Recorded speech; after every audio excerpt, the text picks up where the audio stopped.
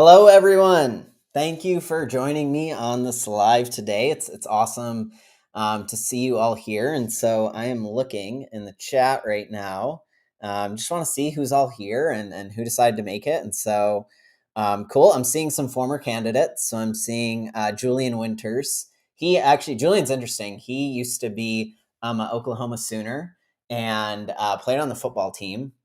And nowadays, he's at Databricks, and so that's a pretty cool company you should check out in the machine learning sort of infrastructure space, stuff like that. I see Chris Duval, partner of mine in Tech Sales Mentors, and a great mentor here at Tech Sales Mentors that helps lots of candidates and coaches them up. And then some candidates we're about to start working with. I see Manny here and Sam. So cool. So thanks for joining me, everyone.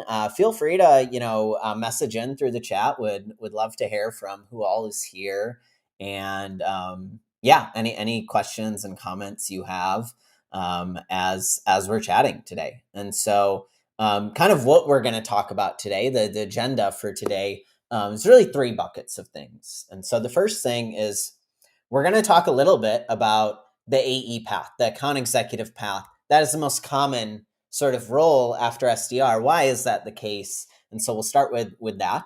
And then we'll get into all the other career paths you can consider, right? It's not just about account executive. There are so many different career paths within tech sales you can take. And depending on your personality and traits and your career goals, maybe those are a better decision for you than going down the account executive route. And then finally, happy to answer any questions.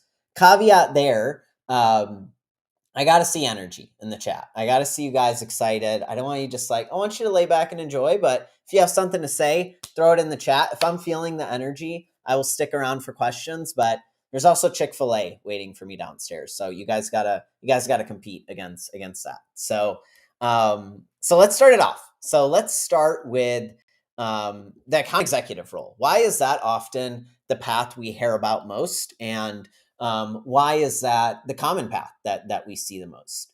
And so the first way to understand this is understanding it from the employer angle. And so when you do the SDR role, you do it for, let's say, a year or two, and then after that, ideally, there's some sort of role waiting for you next if you performed well, all that kind of great stuff. And so if you think about all of the time the employer put in terms of training and investment in you, it's really been focused on teaching you selling, right, through the SDR role.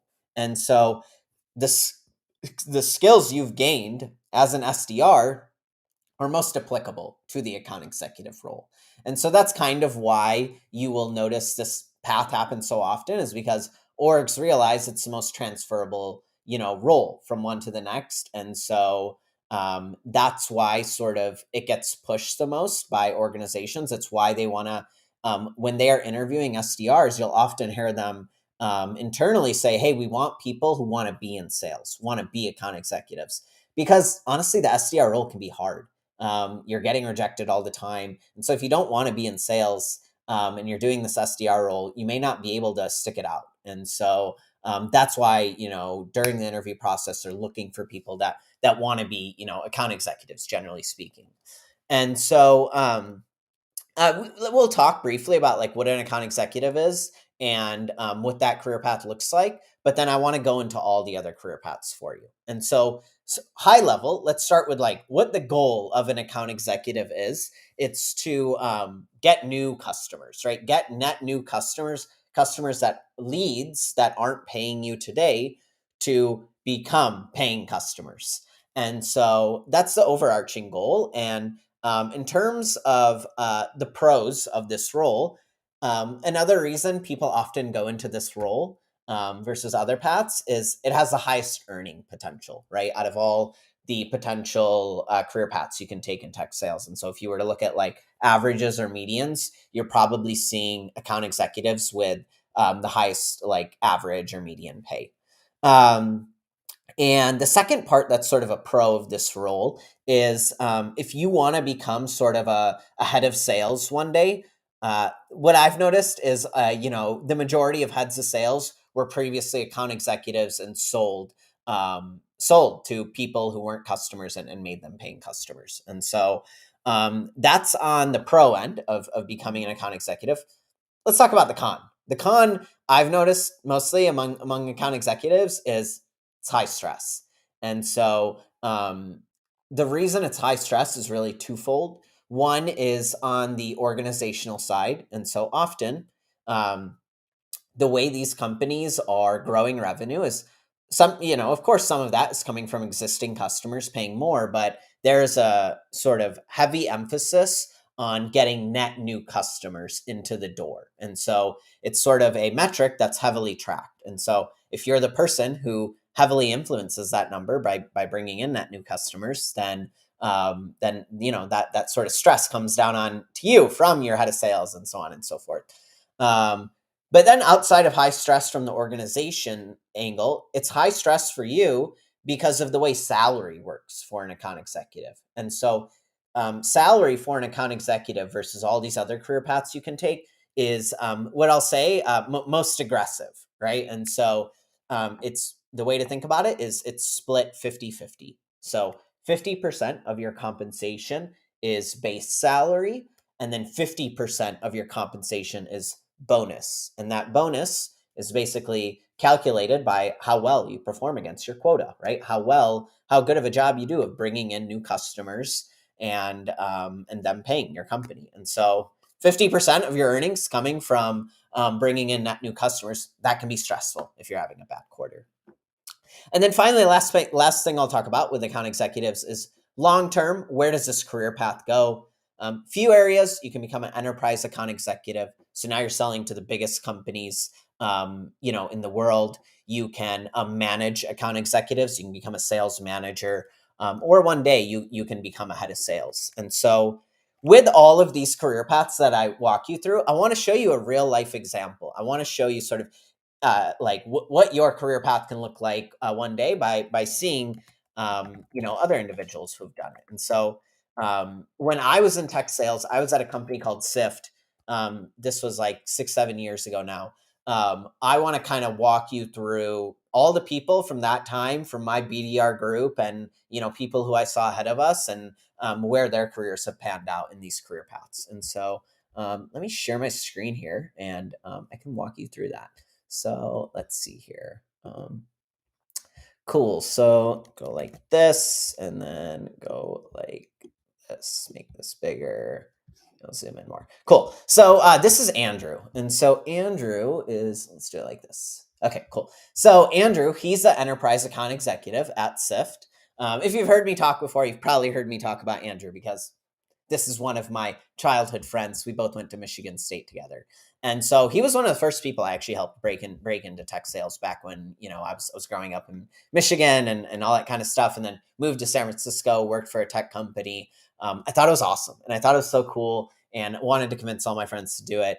Andrew was one of the few that listened. And so he joined the BDR role slightly after me at Sift, and he's stuck it out there ever since. And so you can kind of see he's taken this career path of there's like tiers to the account executive role. Like most of these roles, there's levels, right? And so you start by selling to small customers. That's SMB, small to medium sized business. And then you elevate over time, right? Mid-market means you're selling to slightly larger companies. And then enterprise, right? That's like Fortune 500 companies. So he's ended up in this role, right? And it's worked out pretty well for him. And so so that could be one path. And then, I'm sure Andrew, as he thinks about it long term, he could what people will do at this point is there'll be people who will stay as enterprise account executives for 20 years because they just like closing deals and they don't want to manage other people. Other people take a path like, let's show you, let me show you Zishan. So Z was the head of sales at Sift. And as the head of sales at Sift, um, you can kind of see here, like this is the career path he's taken. He wants to lead entire sales orgs. And so he's done it at some really impressive companies. If you were to look up a company like Twilio, he took this company from 0 to 100 million in revenue. And Sift, again, took this company from nothing in revenue to can't say them out because it's still a private company, but many millions, and did a similar thing at Netlify. And so this is what he's great at, and this is what he's gonna continue to do. And so that's kind of the career path that you can take with account executive.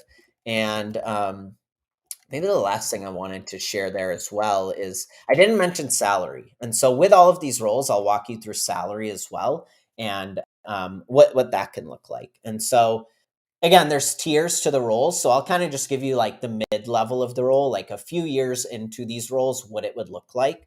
For a mid level account executive role, it'll be in the range of, let's say, 200K OTE, on target earnings. And so think of on target earnings as two buckets, right?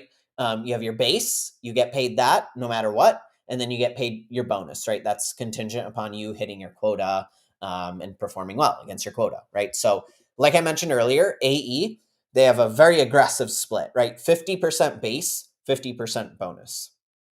And so for a mid-level, I don't know if I mentioned this, a mid-level account executive, you can expect a 200K OTE, 100K base, 100K bonus. And so the downsides of this is, like we mentioned, if you just have a bad quarter, bad year, whatever, a lot of your salary is based on bonus. So you won't get paid as much. But this is also the role where you can drastically exceed your OTE.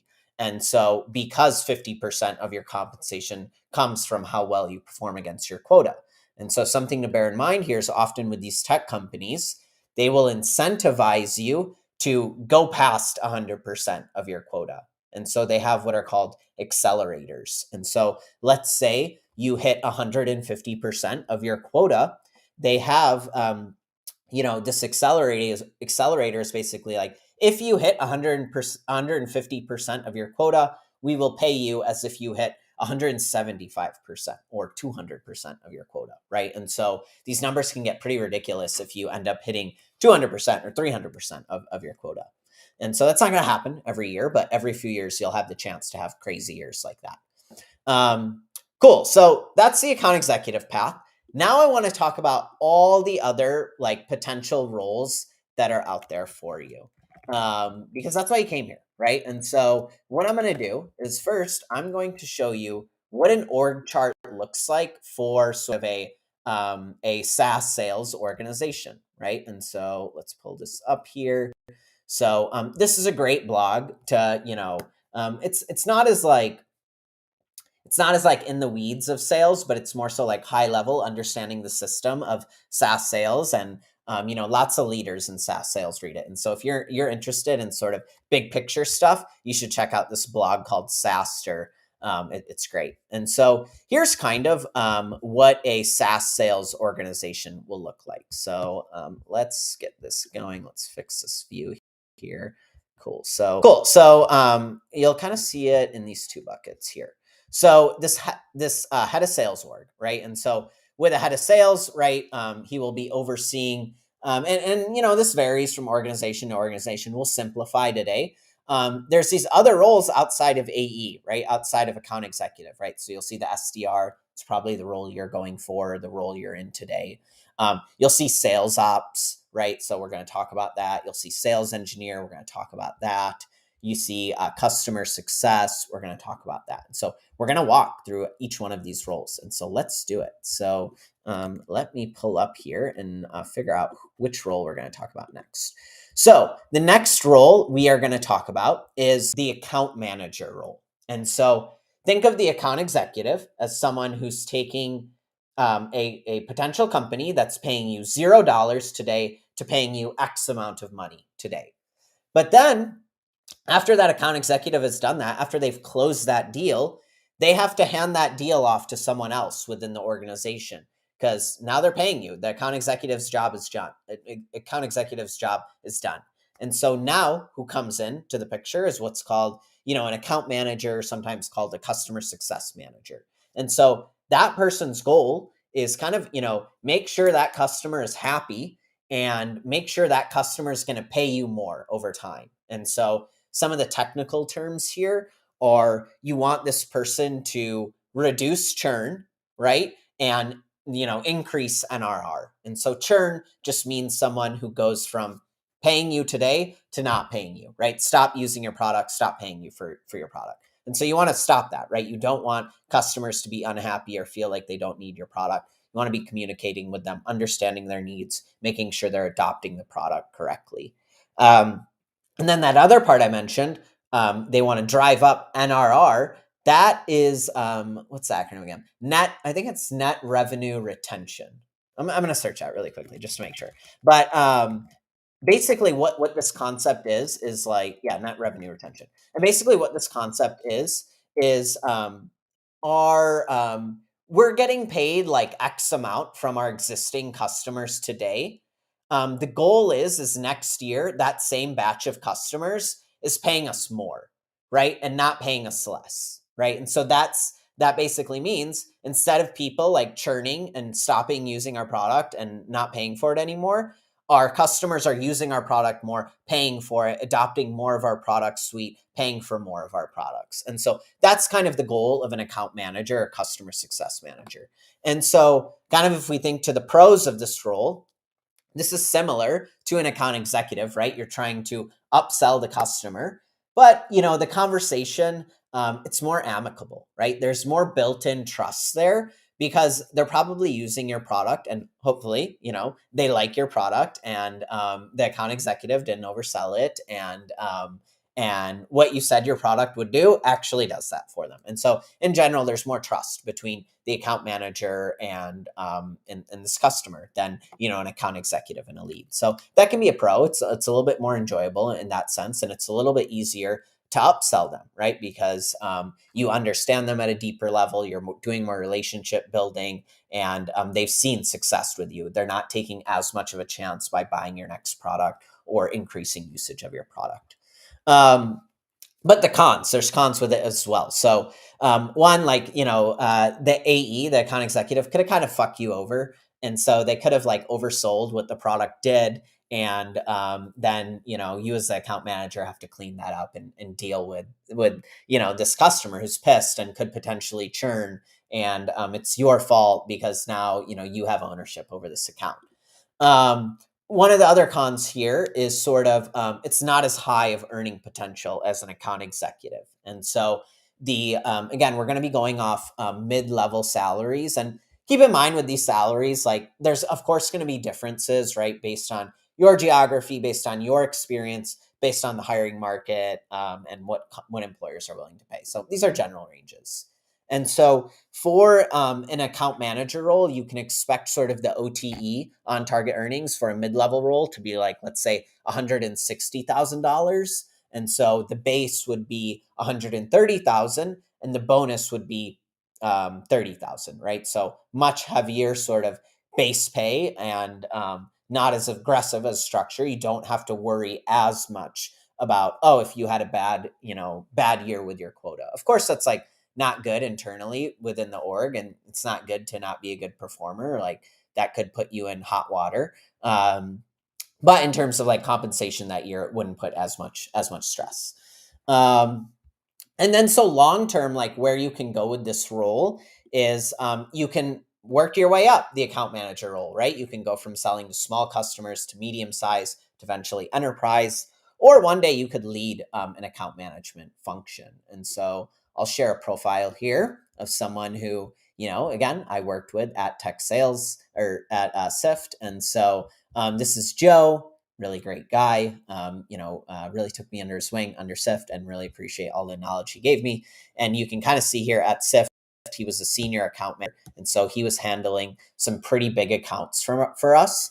And yeah, he took these customers. When he came in, these customers were really on like sweetheart deals. They were on deals where they were paying a really low rate because when we initially sold to those customers, it was early days for our company. And we wanted to pretty much get those logos. We wanted to say, oh, we work with this big customer. It helps you land other customers, and it gives you a lot of credibility, right? But then Joe came in and basically renegotiated those contracts and got those customers to pay us a lot more, adopt many more products, right? And so you can see he went from that role, performed really well, and became a manager, right? A director, right? Of managing account managers And then, he did that at True Work as well. And so that can be a path for you. And so that's the account manager path. Now let's talk about which one do we got next here? Let's talk about what a SDR manager is, right? And that kind of path. So think of the goal of SDR manager. Their goal is to enable SDRs to fulfill their potential, right? And that's like the fluffy version of it. The more sort of meat on the bones version of it is their goal is to drive pipeline, right? And so the account executive team, their job is to close deals, right? The goal of the SDR team is to bring them qualified deals for them to close. And so that SDR manager is overseeing that SDR team and making sure that SDR team is doing the right activities, hitting their quota, bringing in pipeline, bringing on qualified opportunities. And so you're training, you're coaching these reps, you're recruiting, you're bringing in great reps, SDRs who have a lot of potential but maybe don't have a lot of experience. So with the pros and cons of this role is, I think one of the pros is you can see young people fulfill their potential, right? That can be really exciting, like helping people who are ambitious and eager and want to be coached, and you provide that path for them, right? That can be a really fulfilling type of thing. And so then on the con side is, sometimes young people can be shitheads, right? And so, often what you'll hear this in the industry, the SDR org can sometimes be seen as shitheads. And so often, a big portion of SDRs are people who are recent college grads. And so people who are out of college aren't necessarily, it's not always the case, but sometimes aren't necessarily always the most professional people. And it's not their fault. They're like, learning and making, early career mistakes.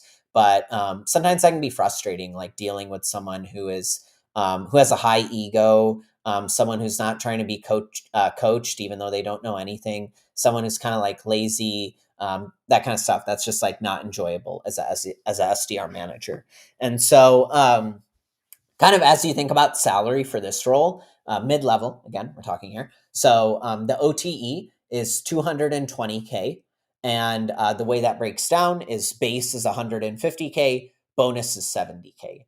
And so the way that bonus works is your quota is pretty much like your whole team's quota. And so what I mean by that is each SDR has a quota of like how many qualified meetings they need to book or how much pipeline they need to bring in. And all of their numbers aggregated is like your number as a SDR manager. And so again, your goal is to enable them to perform well, to hit their quota, because if they hit their quota, then you hit your quota.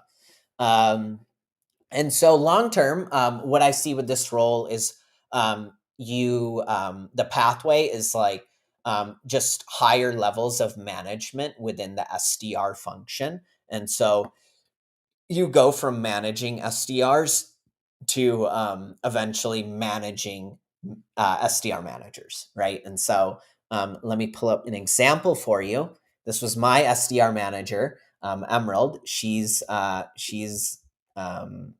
beast. She's awesome.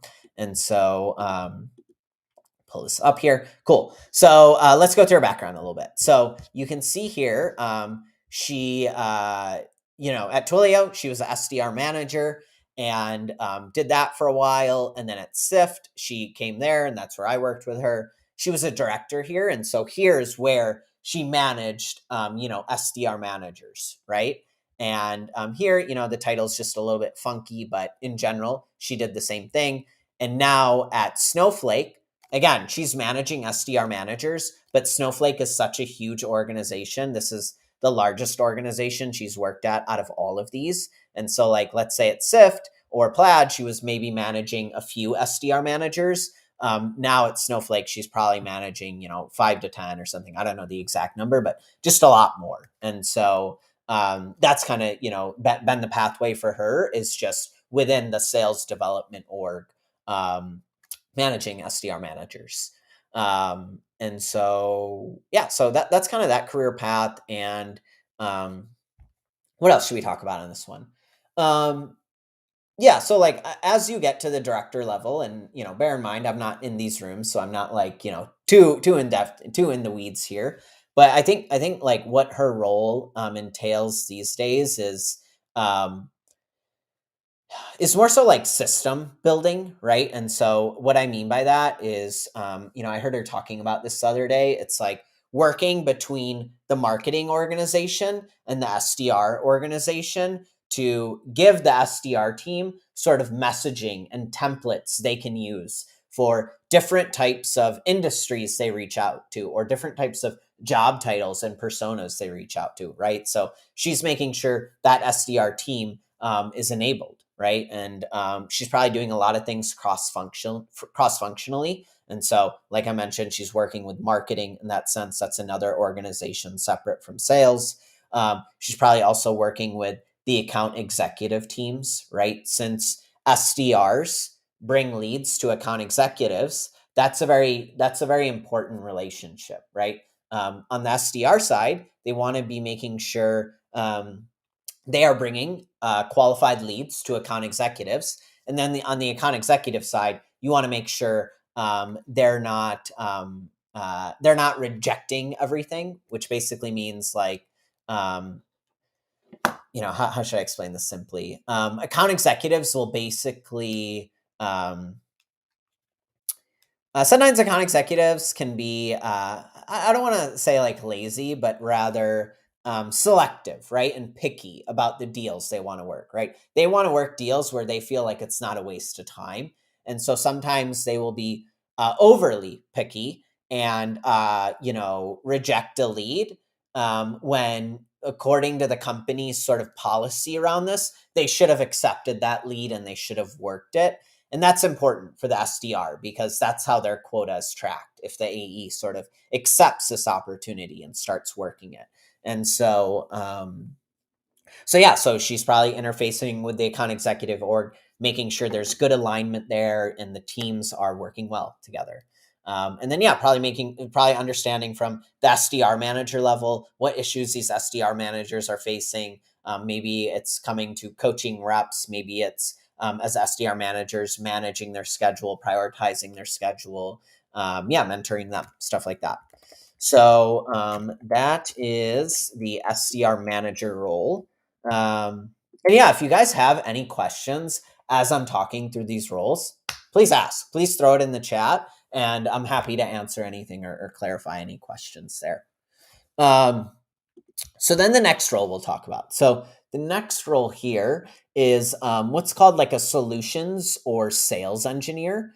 And so think of the goal of this role as to um, they're the sidekick with an account executive on a deal, right? So an account executive, their goal is like, think of them as like a project manager or a quarterback. Their goal is to make sure that they're bringing in the right resources, the right people on their side, and bringing in the right people from the lead side to close this deal, right? And so it's not like this account executive is doing everything, but they're understanding what resources do I need, whether that is like marketing collateral, case studies, stuff like that, or actual people, right? Like a solutions engineer who can answer technical questions, or a VP of sales who can show that, your company really cares about this deal and closing it, or something like that.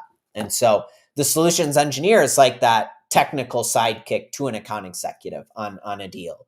And really their goal is to ensure that there is a smooth integration with the product into whatever the company's sort of workflow is. And sometimes it's the case like just getting initial results by using that software, making sure those initial results are good, and that lead feels confident that like, okay, this is like starting to solve our problem. This is better than what we had before. This is a good start.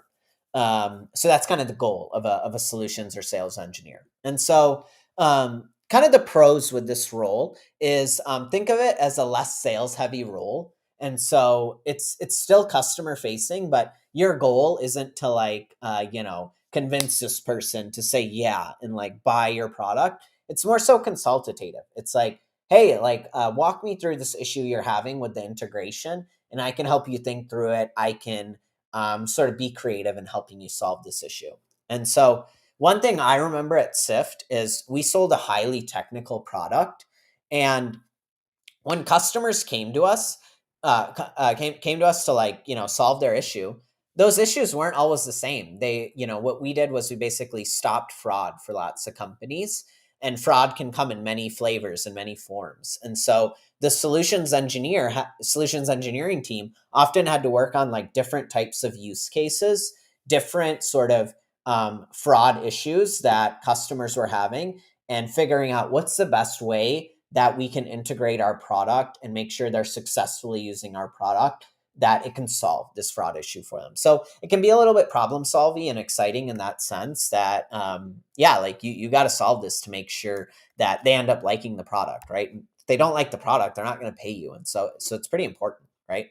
A big con I've seen with this role is, man, it looks like solutions. Whenever I see a solutions engineer or sales engineer's calendar, it looks like they're on calls like all day long. And so, like just back to back to back. And so, also what I see on managers' schedule as well. So, keep that in mind in those roles is, it can seem just like exhausting sometimes. And what else do we got here? So then let's talk about salary with this role. So salary for this role is about 180K OTE, and that breaks down to 150K base and 30K bonus. And so that's what salary looks like for a mid-level SC role. And long term, where can you go with this role? You can sort of become a senior solutions engineer, right? So progressively work up to working with bigger and bigger customers over time. You can become a sales engineering manager, or eventually you can go up even higher and lead the entire sales engineering function. And then one sort of fun pivot that I've actually seen within solutions engineering is maybe you don't want to work with customers anymore and you'd rather be even more technical. And so one of my friends from Sift kind of felt that and went on to the product side. And so now he's a product manager at Sift. So let me share his profile with you. So this is Avik here. Zoom in. Come on. There you go. So Avik here, and you can see he's a senior product manager at Sift. And so, he started off on the business development team, support engineer. That's sort of just the lowest form of sales engineer, solutions engineer, worked his way up to solutions engineer, and then moved into product and has, grown his career in product since then. But you could also go the other path, which is, eventually, just managing a solutions engineer team. So, Yoav, who is also at Sift, has gone on to do that. And so you can see here that, come on LinkedIn. There we go. You can see here he was at Sift, right? And so solutions engineer, senior solutions engineer, and then made his way up sort of to being a manager.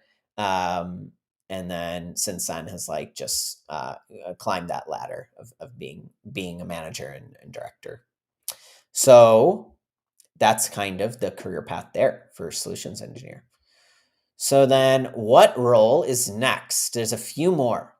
So then the next one is sales operations. And so the way to think about sales operations is, looks like we're breaking a little bit. The way to think about sales operations is the goal of this role is to optimize the sales engine, right? And drive productivity across the sales team, across sales reps, right? And so they're looking at the system of the whole sort of sales org, and trying to figure out where are the bottlenecks, where are the issues, what are things we need to fix. And so this can be a really like that, they will purchase new software, they will sort of change policies and maybe how what types of customers you're going after, what type of qualification criteria you have, what territories you're going after, what's the split of territories, what's the account list, stuff like that. And so this can be a really fun role. Like this is on the pros side for someone who's like a systems thinker, right? Or someone who loves data analysis or likes thinking in terms of like incentives and behaviors, right? And so they also have ownership over, I don't know if they have full ownership. They may work with finance on this, but they will help. Either they do it exclusively or they work with the finance team to come up with the sales compensation plans and what people's quotas are and stuff like that. So they think through, how do we drive the right behaviors amongst all the sales reps, right? What kind of incentives do the sales reps have? How do we make sure we're driving them to the behaviors that we want them to do? How do we incentivize them through their quota and compensation to do that? The cons with this role is I this is a little bit of an assumption from what I've heard, but sometimes it's like they don't actually manage these sales reps. It's more so like in a supporting function. So convincing like salespeople to change their process or update the CRM or whatever it may be can be a real bitch because sometimes salespeople are like just divas. And so and you're not like their manager. You can't say like, I'm a fucking manager, you better do this, right? And so I think sometimes it seems like they lack the influence that they wish they could have, despite like the role that they're given and what they're supposed to be doing. And so that can be kind of frustrating for them, it seems like. And so salary for this role, for a mid-level role here, is 200K OTE, and 180K base, 20K bonus. And so long term, where this role can go is you can lead the sales operations org. And so you could have sales operation analysts, sales operation managers, and be like the head of sales operations, right? Or even one day you could potentially become like the chief operating officer. And so, one example of a friend of mine who's actually going through this, is headed down this path now, is Nick. He's one of my best friends, and I worked with him at SIFT, and yeah, he's awesome. So, let's pull up his profile. So, so this is Nick, and you can see, sales ops, rev ops, revenue operations. They're similar types of roles. And so you can see he's doing that here. He's a senior manager at Pendo. And where he started with me was at SIFT, on the business development team, worked his way up to being a team lead on the BDR team, and then moved into, sales operations and then, strategy. That was just sort of the title they used there. And then, he's worked his way up at Pendo to being a senior manager now. So that could be the career path there, right? You're like, you're deciding the tools the org should be buying. Like, what's the sales tech stack? How do we just like, you're looking at lots of metrics on the sales team, and you're thinking, how do we get this revenue number higher? How do we reduce the sales cycle from 60 days to 40 days? All of these deals that are like qualified but not moving forward, why is that the case? Why are they sitting in these stages? They should be moving forward to the next stage, or we should be closed losting these deals, right? Meaning we've given up on these deals and we need to move forward with other deals. And so, it can be pretty fun role to understand the whole engine there. Okay, so then last role I want to talk about on the sales side, and then we'll talk about like non-sales roles that you can consider as well. So the last role that's like on the sales side-ish is what's called partnerships. And sometimes it's called business development as well. And so don't get it confused with business development representative. That's like, that entry-level sales role that either you're in or going for. But usually it's called partnerships, sometimes called business development. And so think of this goal of this role. It's to get adjacent companies to promote you, right? So those adjacent companies, they probably have the same customer base as you, but they sell a product or service that solves a different problem than you. So you guys like aren't really competitive. And so an example of something here would be, let me think of something. Okay. All right. So this is gonna be like a silly example, but whatever. Let's say, um, let's say I am a sports surgeon. Let's say no, I'm a basketball sports surgeon, right? And so, who I would partner with is what would make sense as a partnership would be the NBA, right? Because the NBA has access to the same customers as me, but we sell different products, right? The NBA sells the entertainment product, which is watching basketball. The sports surgeon sells a solution to one of these problems that comes up with basketball, right? Injuries and stuff like that. So that's sort of like a more real life example, but I can walk you through like a techie example. Why don't we do that as well? So actually, I'll do that in a second. So I'll walk you through someone's career and how they sort of did partnerships at one of their organization. So let's start with the pros of this role. And so often the reason I've heard why people want to go into this role is they view it as a more creative role than being an account executive. And they think of it less like, oh, we're just like working one to one, right? Like we're just trying to close this one customer and then, oh, this one customer over here and this one customer over there. But instead, like when I'm in partnerships, like I'm working with this partner who's then going to bring in like 10, 50, 100, 500, 1,000 potential customers for us one day, right? And so it can feel a little bit more like fun in that sense. And yeah. And like people can think of it as like a more strategic role. I don't know how much I agree with that, but yeah, maybe I'm not selling the role as well as someone in partnerships would.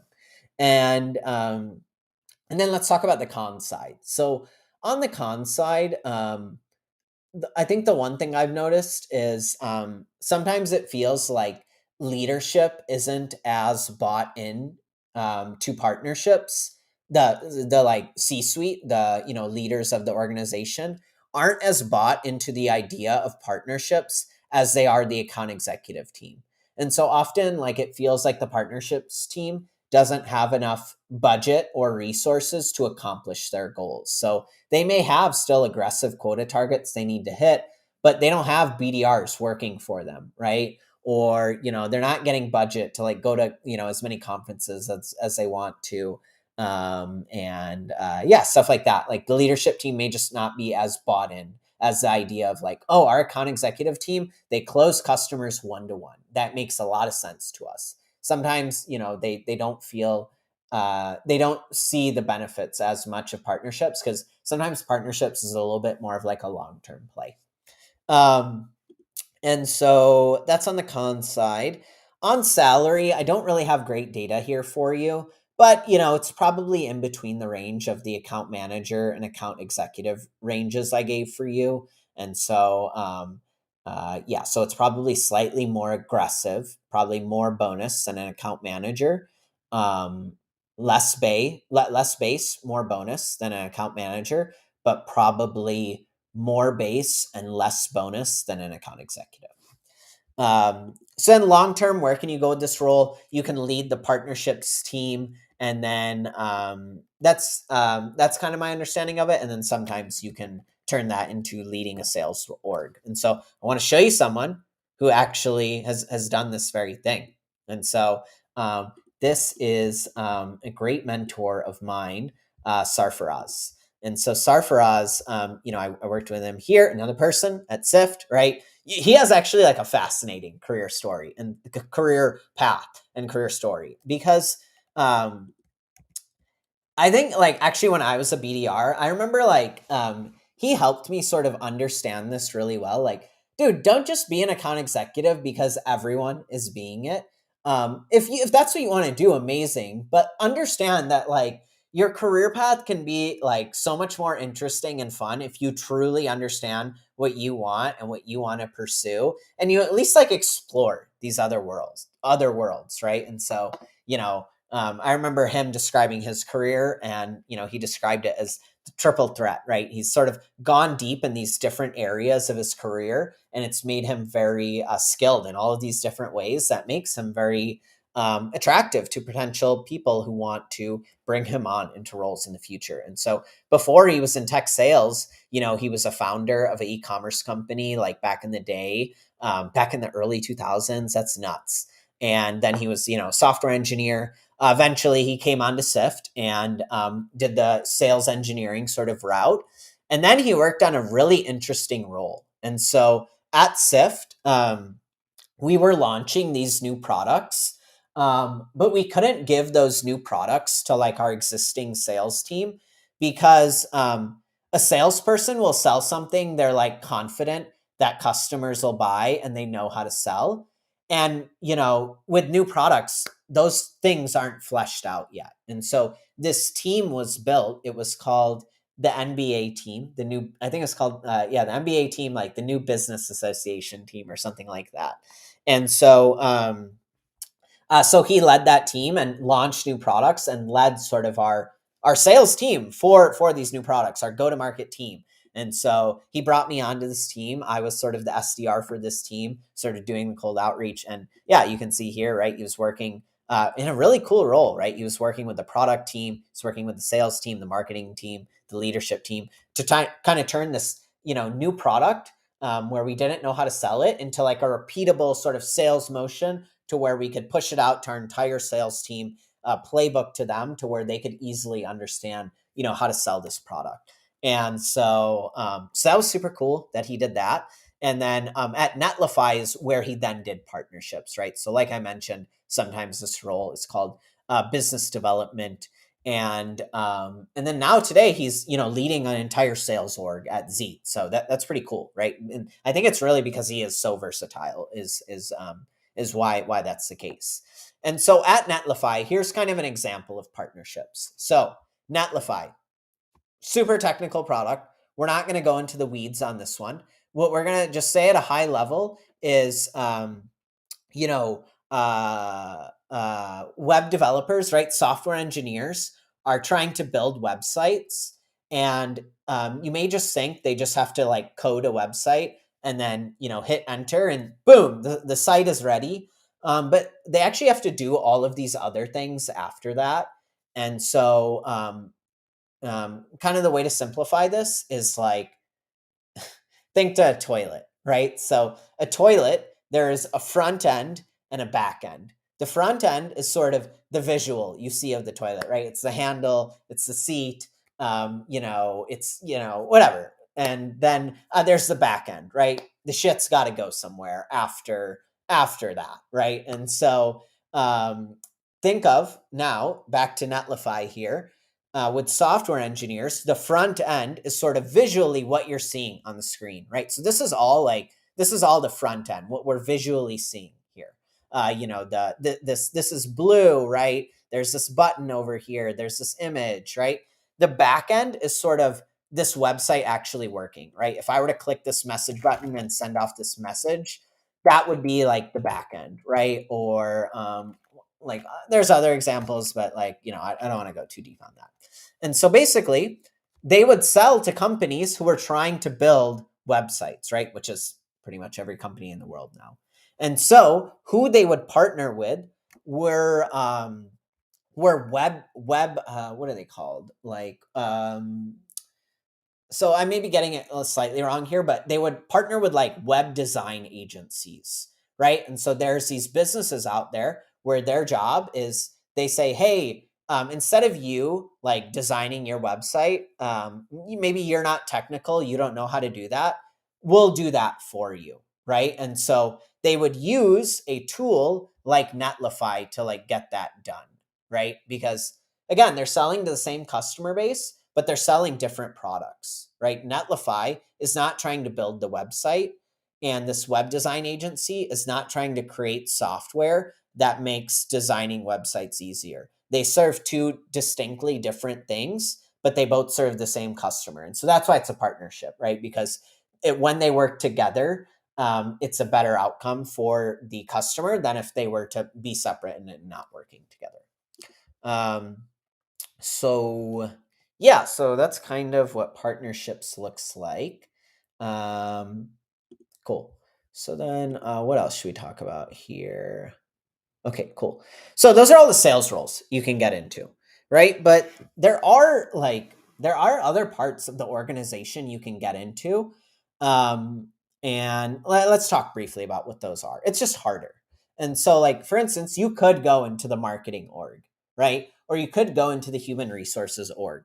But often there's not like a defined path for you there. And so you kind of have to like pave the way. And so what I mean by that is like there's a few levels to that. And so the first thing is just like you have to do great work, right? You have to be a great performer. And when you are a great performer, that is going to get visibility within the organization, right? So if you're in a smaller organization, that means people even outside of the sales team will know that you're a good performer. But if you're in a big sales org, maybe that just means like sales managers know that or something like that. And so the purpose of doing great work and being a top performer is it helps you build your brand within the company, right? And it helps you build what are called internal champions, right? People who want to see you succeed, right? So if you're someone who not only does great work, but like are enjoyable to work with, then people are going to want to see you succeed and they're going to help you succeed. And so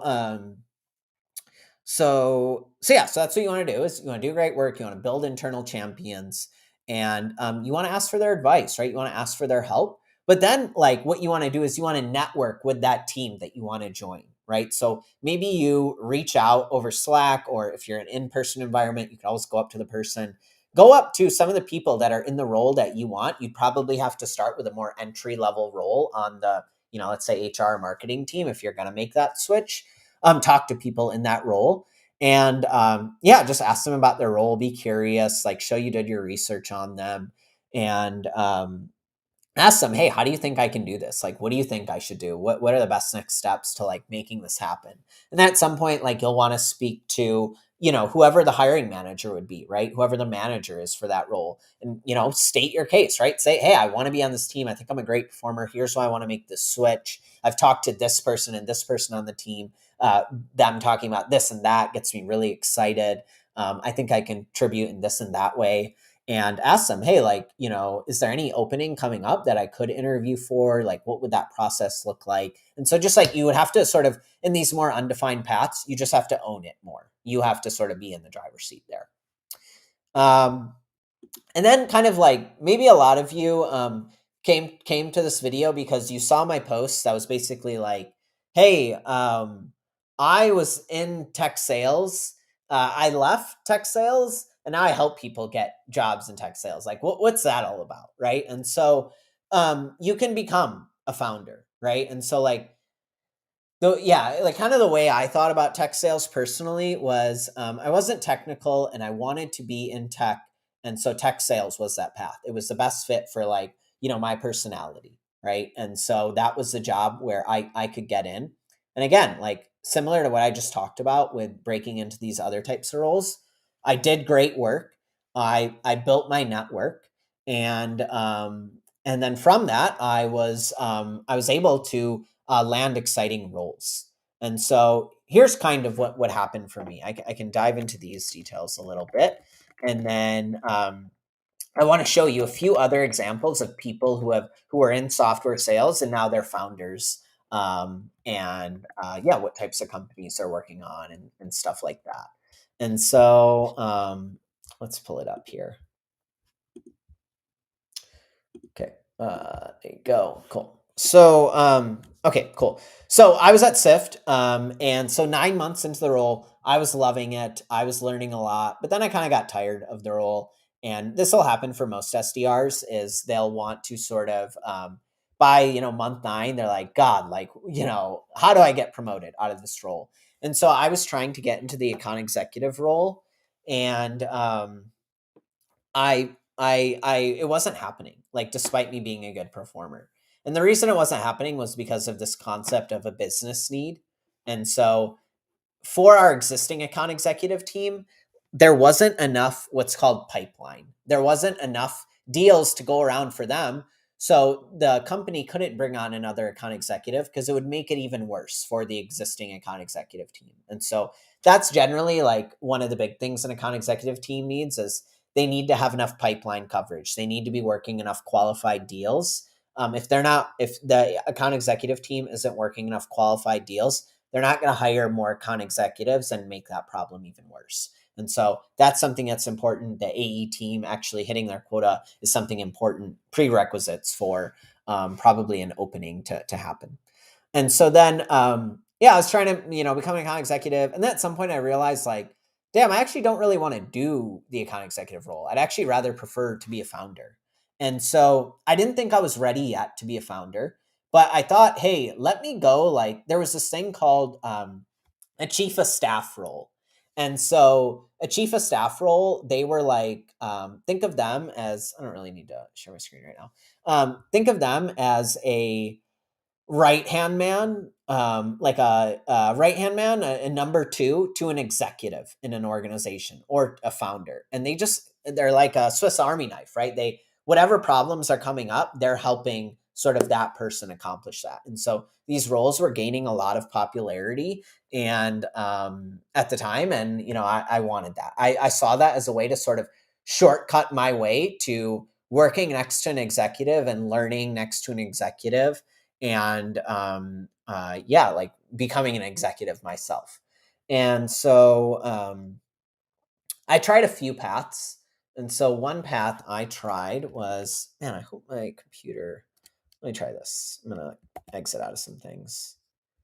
You buy a new MacBook and, it's still slow. We're like, what's that all about? So okay, so I'm going to show you a few examples of roles I went for and like didn't get at all. And so the first role I went for was this is actually funny. It was like it was like a chief of staff to the chief of staff. And so what was this guy's name? Oh my god. I'm going to find it. I'm going to find it for you guys because this is kind of funny. So there was this company called Atrium.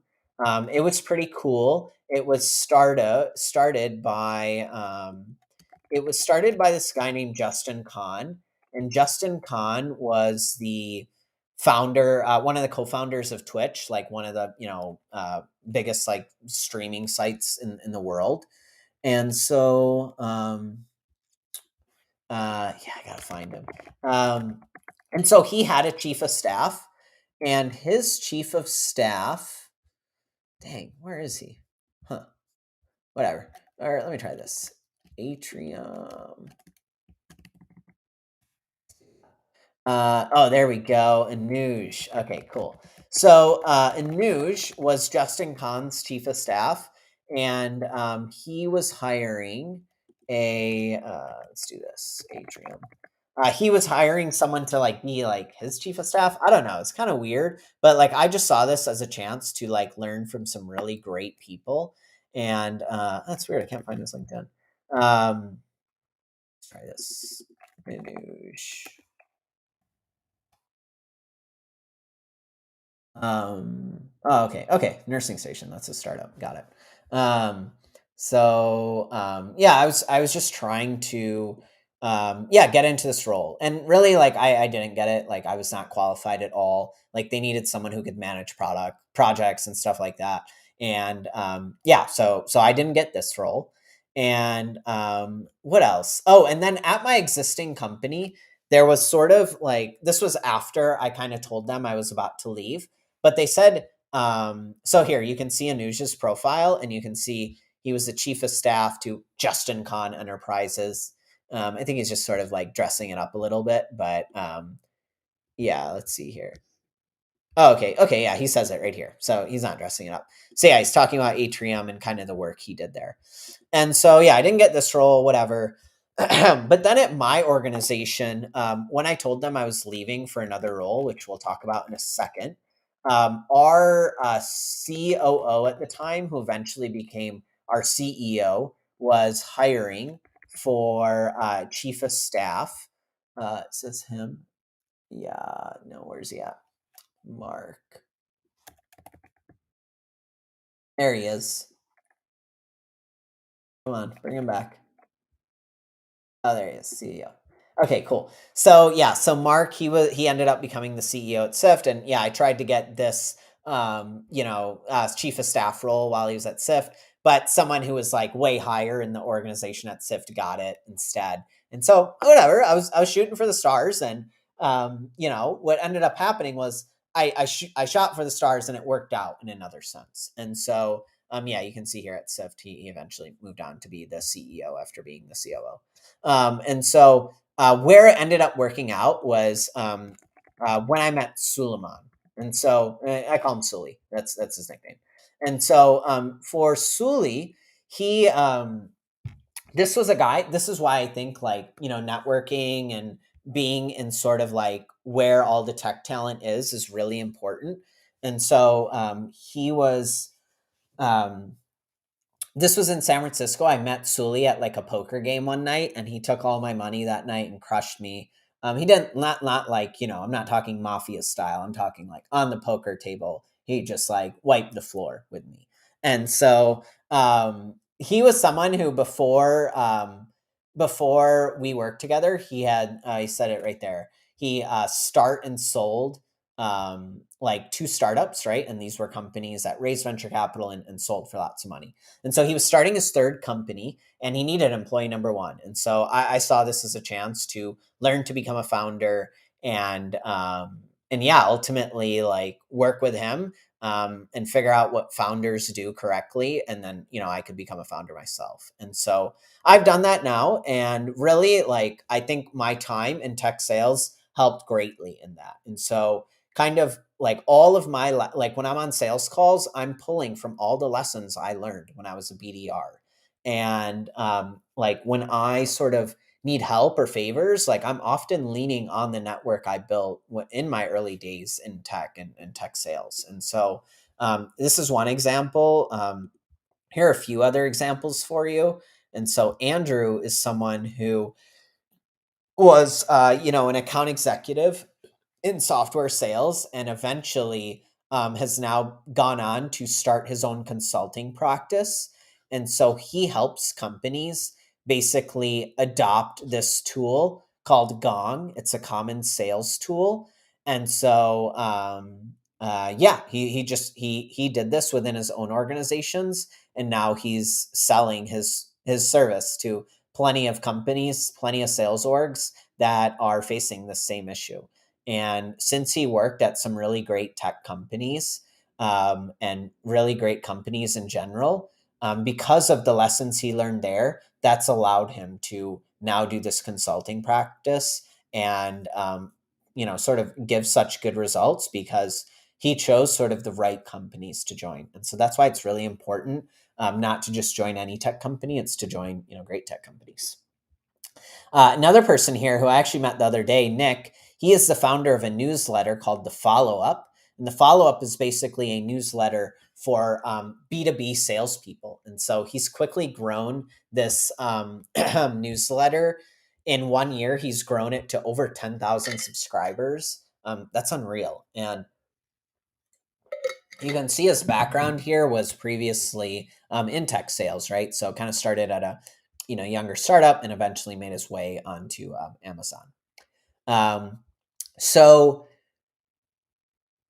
that's kind of what I wanted to show you today was all of these different career paths you can go into.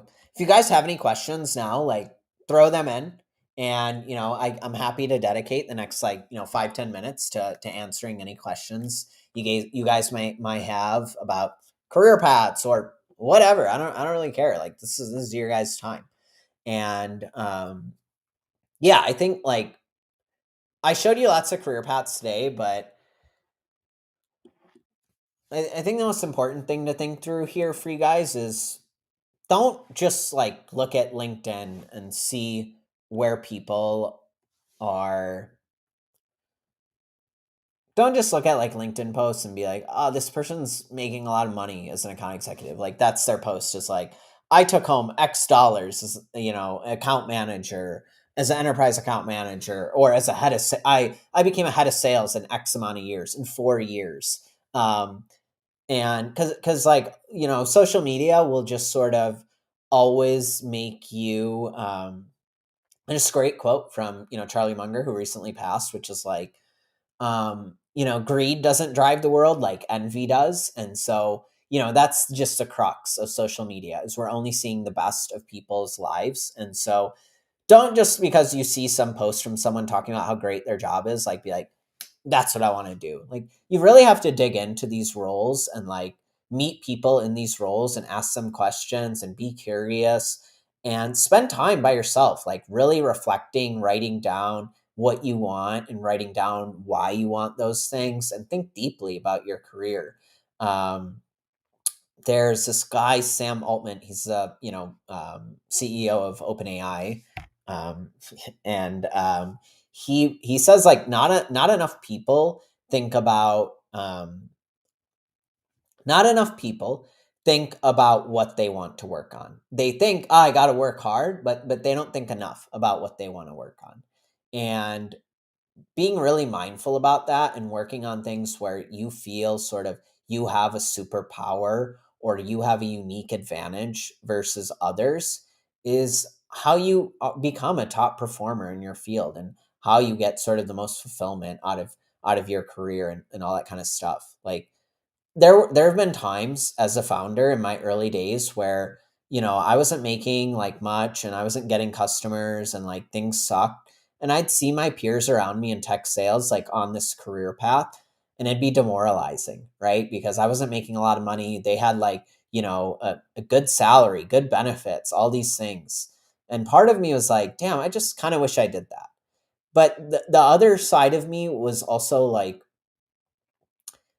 if I went down that path, I would have been way more miserable and I wouldn't have been successful.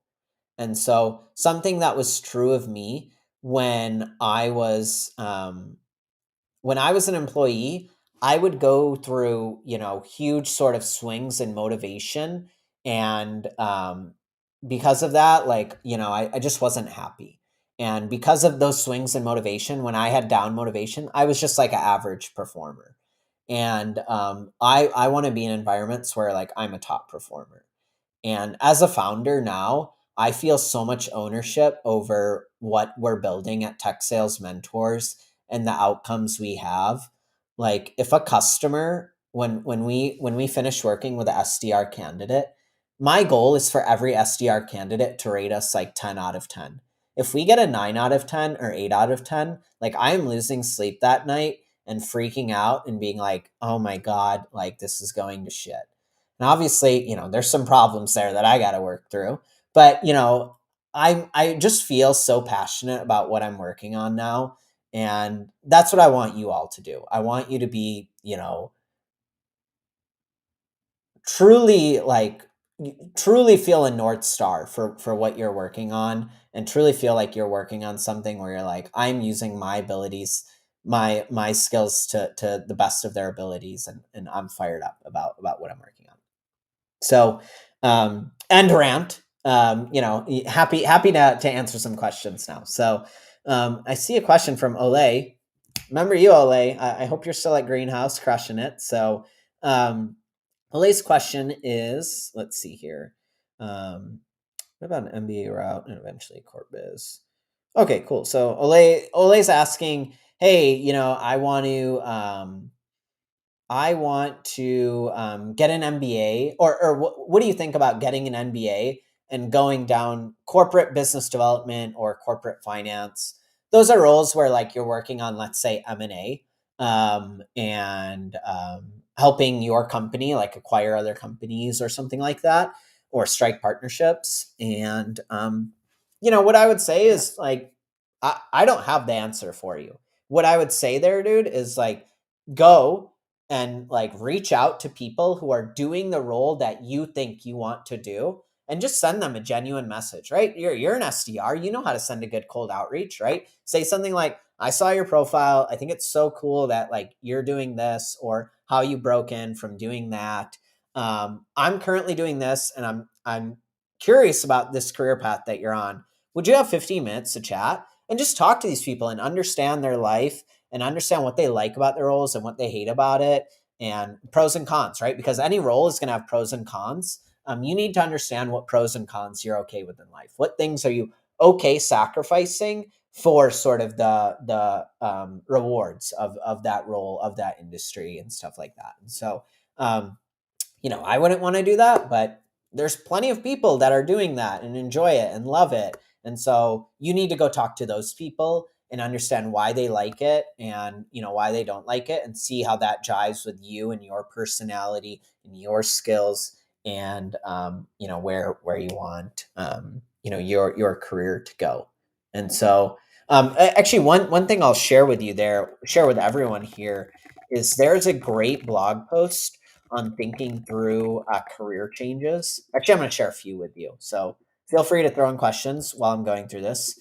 I don't see any more questions, but the first one I want to talk through is Farnham Street. So this is like an epic blog, and they just talk about really cool concepts in terms of career and life and business and relationships and stuff like that. And so he talks through mental models for career changes, right? Frameworks you should use to consider career changes. And so he talks about lots of things here that you should do to help you successfully navigate that career change. So that's one. Another one that I absolutely love is often we won't um, we won't we won't pursue a career change because of the fear of uncertainty, right? We're worried that we're like, let's say, we're on an existing career path, and like we started here and now we're here. And we're worried if we start on this new career path, like we're going to have to like start here because we got to start from the bottom. And we're worried that like we won't get here. And so I would say like probably, the most successful people I've met have often changed career paths and often, done different things with their lives and started from zero after being at a really high level. And so as an example, I know someone right now who is an enterprise account executive, and let's say they're making like, 300K, and they recently started an entrepreneurship. And in their first year of entrepreneurship, they're only going to make like 65K, right? And so on one angle, you may be like, oh, like why would this person do that, right? And simply the reason why is because the potential ceiling for that person cares about a few things. And so one, they do care about money.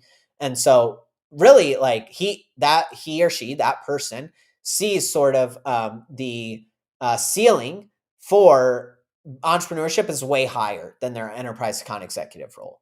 And so let's say top earnings you can make as an enterprise account executive if you perform outstanding is like, low seven figures a year. Entrepreneurship, it can go higher than that. You can, start a business that ends up being worth 10 million, 20 million, 50 million, 100 million, so on and so forth. And so he's willing to sort of sacrifice the short term for that long-term gain. But then the second thing is just like, he's not as fulfilled in an enterprise account executive role. And so, okay, I'm giving it away. It's a he. But he views entrepreneurship as better for the life he wants to build, and he's willing to make this short-term sacrifice for this long-term gain. And so, a great blog post that talks about this very concept is Chris Dixon. He is a partner at a venture capital firm called Andreessen Horowitz, epic venture capital firm, invested in many of the invested early in many of the tech companies that you and I know today. One of the first investors in Airbnb, I believe one of the first investors, maybe not one of the first investors in Facebook, but definitely an early one. Some really great companies I've invested in.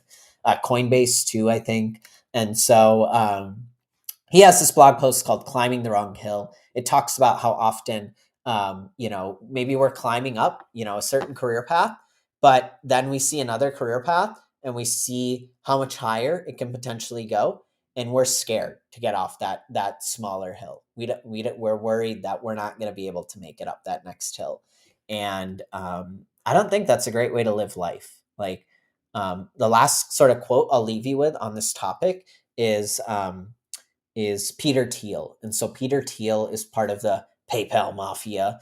They're a group of people who started PayPal, and he's gone on to do great things. He was the first investor in Facebook, and lots of other startups that have grown to be huge. And he often said he was headed down the path of being a lawyer in the legal field. Like, he was actually, before he co-founded PayPal, he was one of the, like, associates, or whatever you call them, like assistants, like legal assistants, I believe on the Supreme Court, for one of the Supreme Court justices. I may be a little bit off there, but he went to like Stanford Law, right? This was someone who was like headed down a very good career path within the law industry. And the way he thought about careers was, he said, the mistake people make with their careers is they often think in terms of limiting their downside. How do I make sure that I just end up in a career path where, like, it can't all go to shit, right? And that's the wrong way to think about risk. People think about downside risk, but by doing that, what they fail to do is they take on a different type of risk, which is they limit sort of their career potential, right? And so if Peter Thiel went down the path of being a lawyer, he would not be as influential as he is today. He would not have invested in Facebook, which I'm sure he would not have co-founded PayPal, which I'm sure you can all understand how much money he made from doing those things. And so stop thinking about your career in this sort of like timid, scared way of like, I have to like protect my downside. Start like taking more control of your career and realizing that people who are very like successful and top performers often are just regular people who just decided to go for it. Like, I'm not someone special. I'm telling you that. I'm just someone who, is willing to go for it, and definitely feels imposter syndrome a lot of the time. But I just go for it because I see people ahead of me, and I don't think they're any smarter than me. I just think, they're also deciding to go for it. So, I definitely tell you to go for it. So then, cool. So we got a question from Sam here. So you mentioned some solutions engineers move into product management roles. Is this a common path? What are the SE skills that transfer to PM? So I don't think it's like common, but again, like, this is about internal networking and proving you did great work. And so, like, Sift was a company that was, let's say, a few hundred employees at the time. And so, like, people knew of Avik. He was at the company for 3-4 years. He was a great performer. And so he was able to like network his way into that role. He had sales leaders who were vouching to him, to the product team. He did interface with that team a little bit in work settings, but then also social settings, right? At company events and stuff like that. And so it's not like necessarily like common. It doesn't happen all the time, but like, again, take control of your career. You can make it happen if you want to. And your question is, what are the SE skills that transfer to PM? That's a good question. So the way I understand the product manager role, I don't know if I have a great answer for you there. The way I understand the product manager role is it's very focused on prioritizing and like coordination. And so as a product manager, you're basically prioritizing the features and products that get built into the product roadmap. And so you are in lots of meetings with other organizations, right? You're in meetings with engineering, who's actually going to go about, creating those features. You are in meetings with sales team members who are lobbying you to, create this new feature because this customer wants it. This customer is going to pay us so much money. And you as a product person have to like decide if it, that'll really get the deal over or not. And so what's applicable is like, you have to have good customer empathy, right? So what that means is you have to think you have to put yourself in the customer's shoes, right? That's what SEs have to do. You have to be technical, Um, oh God, Alexa, I don't know why Alexa's going off, but she is. Oh man, there's Christmas music playing now. Alexa, please stop. Okay, sorry. Um, so yeah, so that's what I got there. I don't have too much else. Yeah. So then what else? We got another question here. I'm trying to get into a BDR role. SIF sounds awesome since I'm coming from trust and safety. What do you think caused the burnout for you? Or is that super common in that role? Like I would have been burned out in any role that I was an employee. So it wasn't like had to do with SIFT. It was like they were a great company to me. It didn't have to do with the SDR role. It was just like me being an employee. That was related to me. There are SDRs who do get burnt out. Like it can be a high churn role because it's an entry level sales role. So it's not like so a lot of people who come into the role don't necessarily have that much sales experience. And so then they do a sales role and then they say, "Oh wow, like this is not for me." And so, why salespeople get burned out, I've seen, is because they can't handle sort of the. I can stop sharing. They can't handle the ups and downs. Sometimes you're going to be way behind your quota. Sometimes you'll be way ahead of it. And so when you're behind, like I've spoken with many SDRs who have like just needed to completely vent to me and like cry to me, and it's just like you got to be mentally tough. And it's not to say like that they eventually weren't, but that was like something that was initially difficult for them to like deal with and handle. And so building emotional strength and not letting your emotions be so tied to your quota, that takes time, a skill to build. But that would be one piece of burnout. Another piece of burnout is some people are like 100 cold calls per day, like that isn't shit, I'll do 150. Some people are like 100 cold calls per day, like maybe I can make like 10. And so it depends if you're like sort of a hustler, right? If you're someone who like gets after it, right? Who attacks work, right? That's good salespeople, are people who like get after it and who are like, I'm gonna go hunt some customers today. Um, I think those are the biggest forms of burnout I've seen for salespeople. Um, yeah, yeah. Cool. All right, awesome. Well, this was awesome. Really enjoyed chatting with you guys. I don't even think I introduced myself at the start. I always forget to do that. I'm Samir. I'm the founder of Tech Sales Mentors. And so if you want a great tech sales job, great SDR gig at a great tech company, a top tier tech company that's going to pay you well, going to have a great career path for you, then hit us up. We're going to run your job search and we're going to get you that job in 50 days. That's our average. And you don't pay us unless you get a job you're excited about. And so it's no risk to you. Our incentives are in line with yours. That's what we do as a business. If there's other things you want me to talk about in the future, hit me up on LinkedIn. Would love to continue to do these and continue to serve you guys and help you guys in your career and all that kind of stuff. So so I hope you guys enjoyed it. And yeah, thanks so much for joining me, and I'll catch you guys around. Peace.